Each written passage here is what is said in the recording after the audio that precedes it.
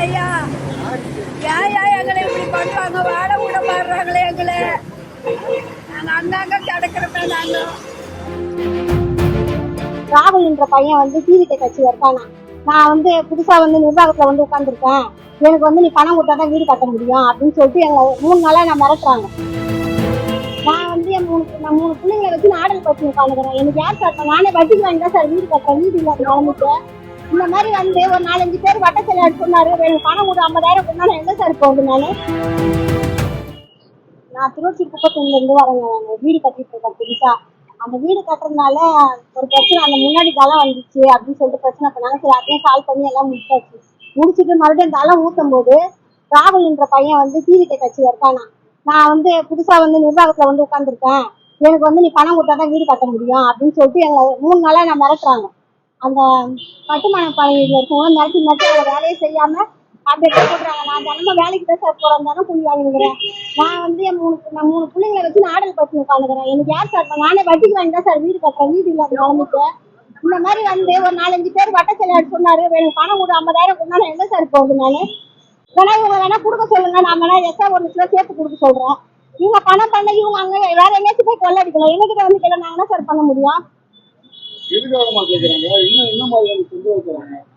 Sir. தினமும் ஒரே தொல்லை கொடுத்துக்கிறாங்க. இந்த 3 நாளாவே நான் கூலிக்கு தான் அவங்க வச்சு வேலை வாங்குறேன். அவங்க என்ன பண்றாங்க, 1300 1400 வாங்குறாங்க. அந்த 3 நாளா வேலை நிறுத்தி அவங்க நான் சம்பளம் கொடுத்துட்டு தான் இருக்கு. எப்படி கொடுக்க முடியும்? எனக்கு 50,000 கொடுத்தா நான் எப்படி போவேன்? அவங்க புதுசா நிர்வாகியா உட்காந்துட்டு இருக்காங்களா டிவிகே கட்சியில இருந்து, அவங்களுக்கு கொடுக்கணுமா? நான் அது வட்ட செல்லாதுன்னு சொல்றாங்க, என்னன்னு எனக்கு தெரியல. இதுக்கு அவர் எங்க ஏரியா கூட பக்கத்து ஏரியா தான். அவர் எங்கிட்ட எதுக்கு சார் பணம் கேட்கணும் சார்? நான் இப்பதானே கட்டுறேன், எனக்கு தானே இப்பதானே தெரியும். நான் காலையில 7 மணிக்கு போவேன், நைட் 7 மணிக்கு தான் வருவேன். நான் வேலை செஞ்சுட்டு இருக்கேன். நான் உமரி பங்கார்ல வேலை செய்யறேன் சார். பிள்ளைங்க எல்லாம் ஒரு வீட்டுல தனியா இருக்குதுங்க சார், நான் ஒரு வீட்டுல இருக்கிறேன் சார். அவரே நேரடியா கேக்குறாரு சார், அவரே தான் கேக்குறாரு. யார் சொல்லி கேக்குறாங்கன்னு எனக்கு தெரியாது, அதான் நான் போய் கேட்க முடியுமா அவங்க கையில? அவரே தான் கேக்குறாரு. 3 நாளா ஒரே கொலை கொடுத்துக்கிறாரு. போலீஸ்காரங்க போன் பண்றாங்கன்னு சொல்லிட்டு இன்னைக்கு யாரோ ஒரு போலீஸ்காரங்க போன் பண்ணாங்க. போன் பண்ணி அவருக்கு பேசினமா, நீ எஸ்ஐவா இன்ஸ்பெக்டர் போய் பாருமான்னு சொன்னாங்க.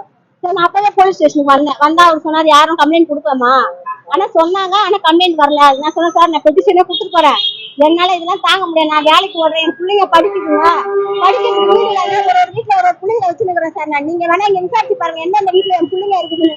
பிள்ளைங்க எல்லாம் எவ்வளவு நாள் ஒரு வீட்டுல நாங்க இருக்க முடியும்?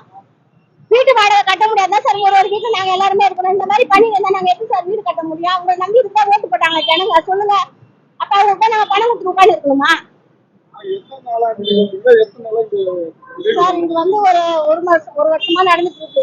எங்க மச்சனம் பண்ணி பிரச்சனை பண்ணாங்க, அப்புறம் அவங்களே விட்டு கொடுத்துட்டாங்க. சரி கட்டிக்குமான்னு. இதுக்கு நான் ஒரு மேஸ்திரி பிடிச்சாலும் 5 லட்சம் எடுத்துன்னு போயிட்டான், 5.5 லட்சம் எடுத்துன்னு போயிட்டான்.